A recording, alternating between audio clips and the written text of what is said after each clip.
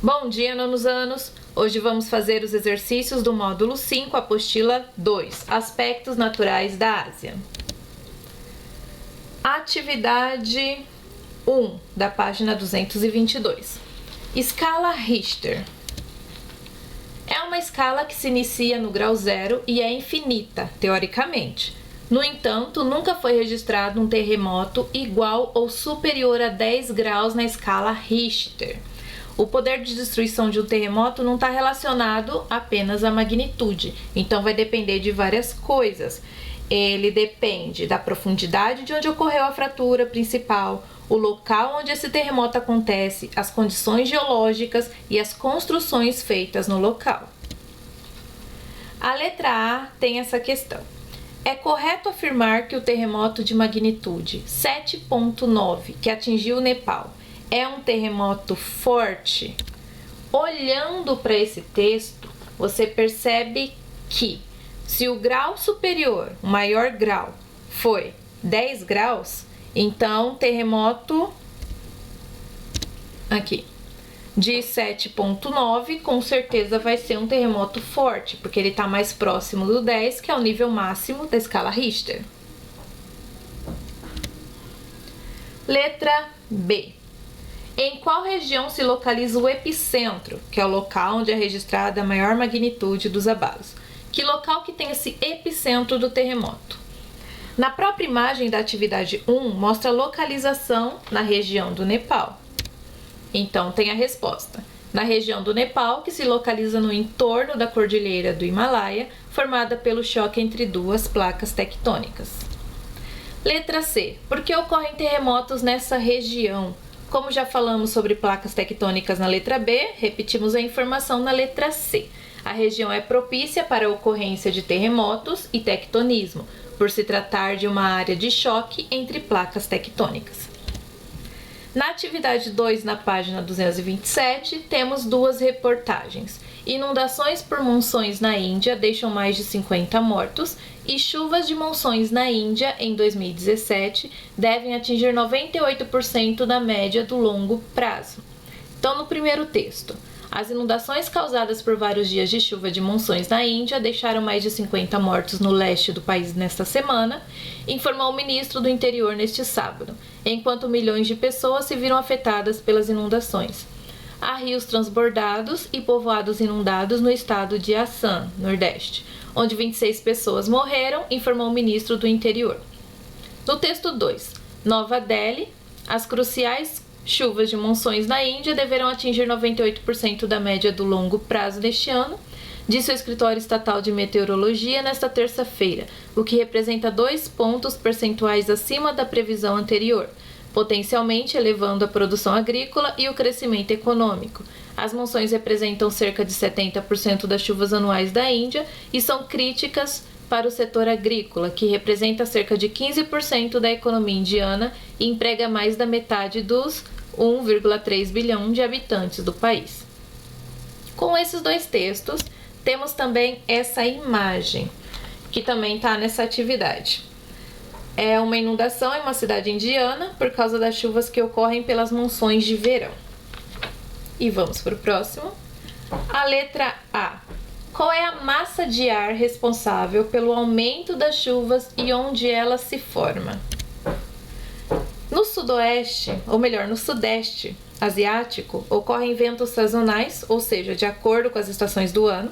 Então, no inverno, eles passam por um período sem chuvas, enquanto no verão a massa de ar vem do oceano, trazendo umidade e chuvas fortes. Por ser barrada pelo alto relevo da cadeia montanhosa do Himalaia, que a força a se elevar, força ela a se condensar também, porque quanto mais alto, mais frio, e ela chove no mesmo local. Levando a resposta da letra A.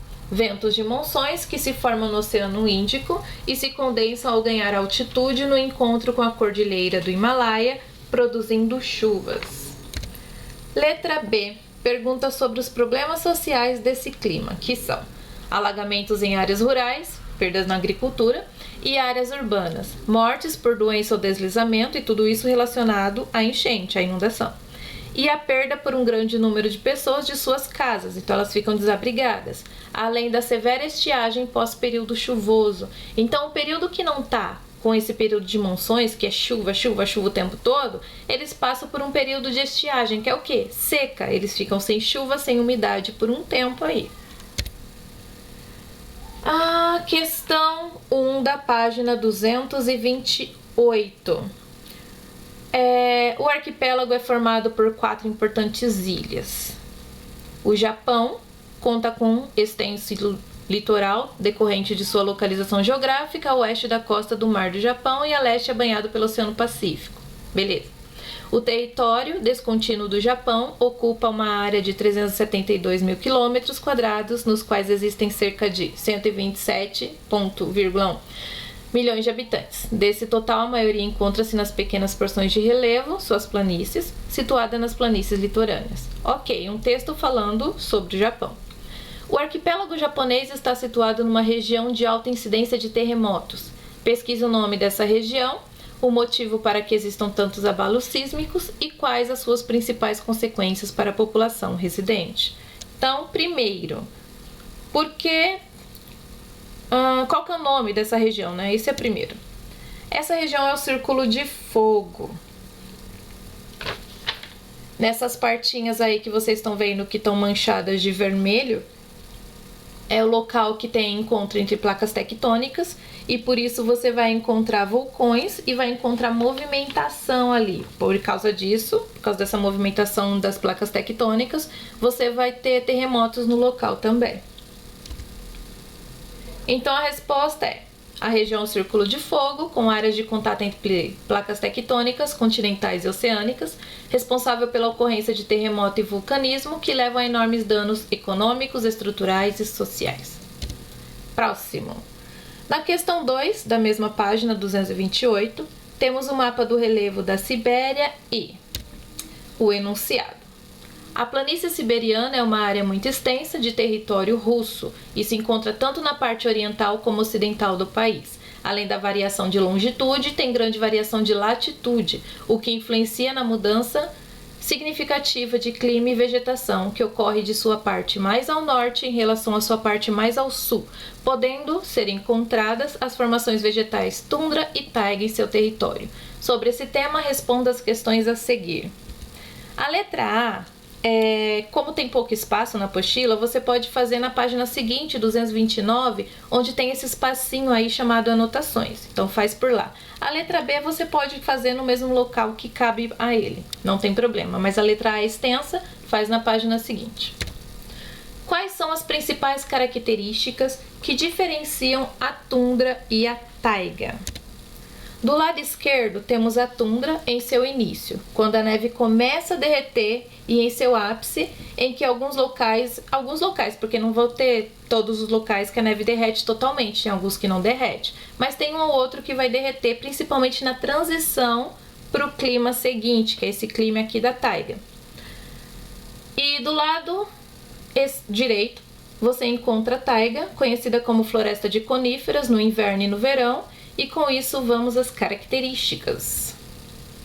A tundra, localizada mais ao norte da planície russa, está em uma região de longos invernos com degelo pelo curto período de verão, possibilitando o crescimento de musgos e líquens. Mais ao sul, com invernos menos rigorosos e mais insolação, ou seja, mais raios de sol, está a taiga, formada por florestas de coníferas e com animais de médio e grande porte, como alces, renas e veados. A letra B. Como o clima pode influenciar na variedade e quantidade da vida na região? Nesse não tem imagem porque esse é bem óbvio. As variações de calor que ocorrem entre as latitudes tornam o clima polar muito frio e inóspito, enquanto possibilita maior diversidade de formas de vida nas regiões mais ao sul, por apresentar maior insolação e invernos menos rigorosos. Questão 1. Por volta de 6.500 a.C., iniciou-se a ocupação dos vales do rio Tigre e Eufrates. Então essa questão aí, da página 229, ele vai falar sobre uma região. Os detalhes que ele coloca aí para a gente encontrar essa região são os rios Tigre e Eufrates, fala que ele fica na Alta Mesopotâmia, que é onde o pessoal começou a fazer a formação de aldeia para ter agricultura. E depois fala que na Baixa Mesopotâmia eles começaram a criar os centros urbanos. E aí a pergunta, a qual região da Ásia o texto se refere? Nessa imagem você consegue ver onde está o rio Tigre, onde está o rio Eufrates, onde fica a Alta Mesopotâmia e onde fica a Baixa Mesopotâmia. E esse local ele fica concentrado no Oriente Médio. Então esse é o local aí em questão que a gente está vendo no textinho. Na letra A, ele vai falar que essa região fica no norte da Índia. Nisso a gente já sabe que não é, porque já encontramos a região que é no Oriente Médio e a Índia fica na Ásia Meridional. Então não é essa a questão. Na letra B, fala que ele fica no sudeste da Ásia e que o rio Eufrates se forma a partir do rio Mekong. Esse rio em questão, ele está bem longe do rio Eufrates e do rio Tigre, por isso eles não são formados a partir dele. E ele fica realmente no sudeste da Ásia, ou seja, bem longe do Oriente Médio, que é a região em questão que estava no texto, que tem a Mesopotâmia e que tem o rio Tigre e o Eufrates. A questão C. Região oeste, sudoeste da Ásia, formando-se nas elevações do Oriente Médio. Ele fica oeste e sudoeste da Ásia? Sim. Ele fica no Oriente Médio? Sim. Então a resposta C está certa. Agora, por que a resposta D e E não estão certas? Na letra D, fala que fica no extremo norte do continente, a gente já sabe que não, que fica no oeste e sudoeste.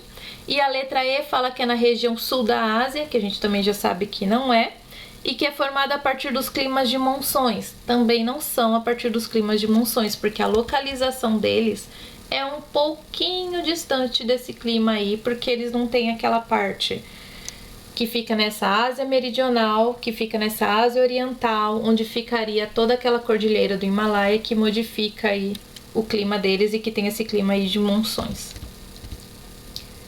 A questão 2, da página 229, diz: o continente asiático é o continente mais extenso do mundo, com 44,5 milhões de quilômetros quadrados, quase 2 milhões de quilômetros a mais que a América, que tem 42.550.000 quilômetros quadrados. É possível observar paisagens desérticas, planícies congeladas e densas florestas tropicais ao longo de sua extensão, o que indica que há também uma grande variação climática. E aí é o X da questão. Os principais fatores climáticos que influenciam na variação do clima do continente são... Então vamos aos fatores climáticos, ou seja, os fatores que mudam e influenciam o clima de um local. Temos a latitude, que determina a temperatura de acordo com a localização, perto ou longe do Equador ou dos polos norte e sul. Temos a altitude, em que se diminui a temperatura conforme se aumenta a altura do relevo. As massas de ar e as correntes marítimas, que trazem as características do local de onde elas vieram, ou seja, quente ou frio, seja seco ou úmido. E temos a maritimidade e a continentalidade. A maritimidade proporciona umidade e chuvas constantes, enquanto a continentalidade leva a um clima mais seco e com menos incidência de chuvas. A maritimidade mantém as temperaturas com poucas diferenças, seja do dia para a noite ou do verão para o inverno, enquanto a continentalidade se tem uma quantidade diferente de temperatura entre elas. Ela varia bastante essa temperatura aí. A letra A, C e E apresenta a longitude como um fator climático. Porém, a longitude não influencia. Por exemplo, a longitude 77 graus oeste, essa que passa por Washington, D.C.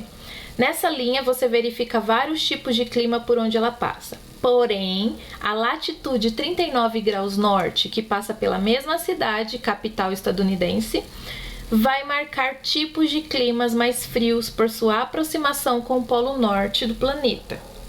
Então vamos à próxima. A letra A e D, nessas letras A e D, coloca a proximidade com os oceanos como um fator climático. Proximidade é diferente de se ter maritimidade. Por exemplo, Temos a Austrália, em que percebemos do lado oeste, esquerdo, a cor laranja, que indica a menor média de chuvas no país. E este é um local de frente para o mar, que não recebe umidade por causa da direção das massas de ar que passam por ele. A letra D também menciona monções, que não chega a ser um fator climático, mas um evento natural influenciado por fatores climáticos, como as massas de ar, o relevo e a latitude. Sobrando a letra B como a correta.